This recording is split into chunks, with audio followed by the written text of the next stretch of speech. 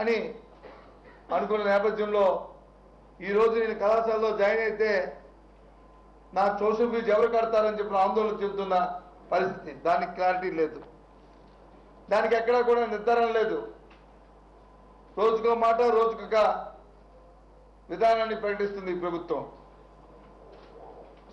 ఈ రాష్ట్రం ఉమ్మడి రాష్ట్రమా, మరి 2 రాష్ట్రాలుగా అయిన తర్వాత హైదరాబాద్లో ఉన్న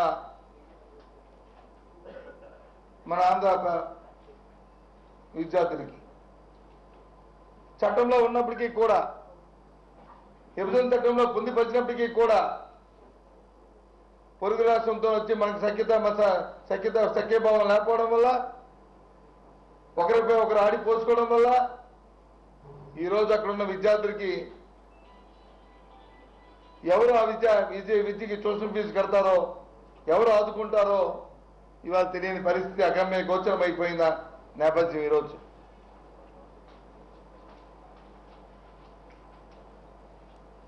మహిళలకైతే సరే రుణమాఫీ అనేది పక్కన పెడితే ఇంకా వాళ్ళ తాలూకా గ్రూపులకి నువ్వు కానీ అప్పు కానీ కట్టకపోతే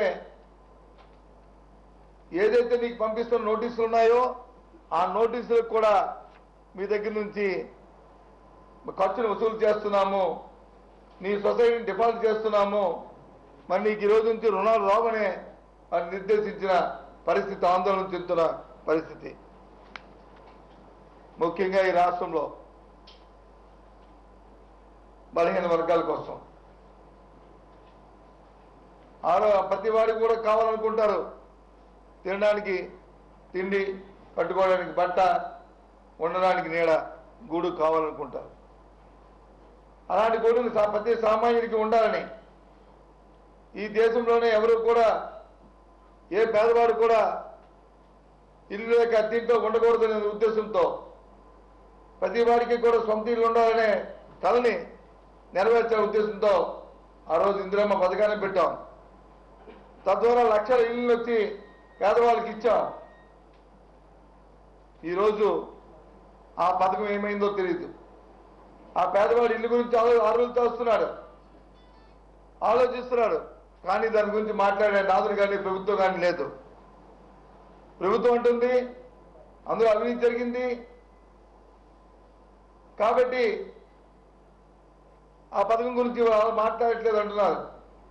నేను అడుగుతున్నాను ఇవాళ ప్రభుత్వాన్ని, మీరు మంచి చేస్తున్న నాయకులను అడుగుతున్నాను, నీ శరీరంలో ఏ భాగానికైనా ఏదైనా జబ్బు చేస్తే,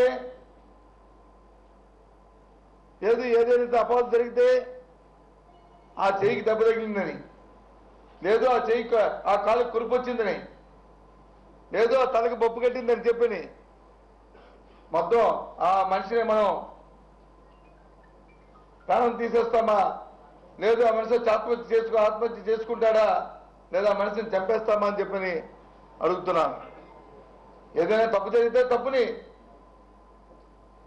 మీరు సమీక్షించండి, పరిశీలించండి, తప్పులు చేసిన వారిని వచ్చి శిక్షించండి, వారి దగ్గర నుంచి అది రాబట్టండి చట్టపరంగా. అంతేగాని ఇవాళ పేదవాడికి వచ్చి వాడికి నిరాశ నిస్పృహ, ఇవాళ ఎక్కడేసిన గొంగలు అక్కడే ఉందన్నట్లు పేదవాళ్ళు ఇల్లు కట్టుకున్న పరిస్థితులు ఇవాళ పేదవాడి తాలూకా పరిస్థితి చాలా దయనీయంగా ఉన్న పరిస్థితి. ఇవాళ ఎన్నికల ముందు చెప్పాం ప్రతి వాడికి 1,50,000 ఇల్లు కడతామని చెప్పారు. 1,50,000 సరిగ్గా కాదు కదా. ఇవాళ స్లాబ్ వేసుకున్నాం, లేకపోతే బేస్మెంట్ వేసుకున్నాం, టెండర్ లెవెల్కి వచ్చిన వారు అప్పులు పాలైపోయి అధోగతి పాలైపోయిన పరిస్థితి ఇవాళ ఉన్న నేపథ్యం. ఇక నిత్యావసర సరుకులు చూసుకుంటే ఎన్నికల ముందు ఎన్నో చెప్పాం, మార్కెట్ ఇంటర్వెన్షన్ పెడతామన్నారు, ధరలు పెరిగిపోతే ధరలు అదుపు చేయడానికి మా దగ్గర మార్గాలు ఉన్నాయన్నారు. ఇవాళ ఎక్కడ కనుచూపు మేరలో కాలం రాకుండా ఉన్నది. ఉప్పు ధర పెరిగింది, పప్పు ధర పెరిగింది, చింతపండు ధర పెరిగింది. ఇవాళ ఇంతకుముందు మరో షార్ట్ బ్రేక్.